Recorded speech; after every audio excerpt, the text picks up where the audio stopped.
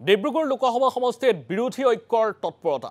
আজি তিনিচুকীয়া ৰাজীৱ ভৱনত বিৰোধী ঐক্যৰ গুৰুত্বপূৰ্ণ বৈঠক লুৰিণজ্যোতি গগৈৰ সৈতে কংগ্ৰেছ নেতৃত্বৰ এই বৈঠক নিৰ্বাচনী প্ৰচাৰ আৰু ৰণকৌশলক লৈ এই বৈঠক অনুষ্ঠিত হ'ব যেহেতু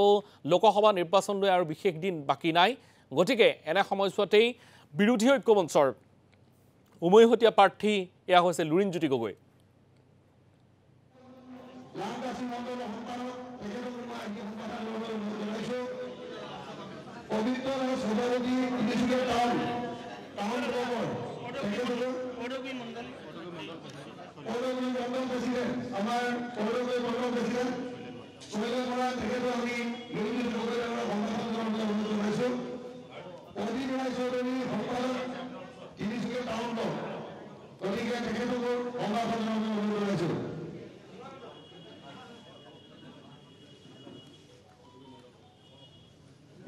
মণ্ডল সভাপতি টেঙাপানী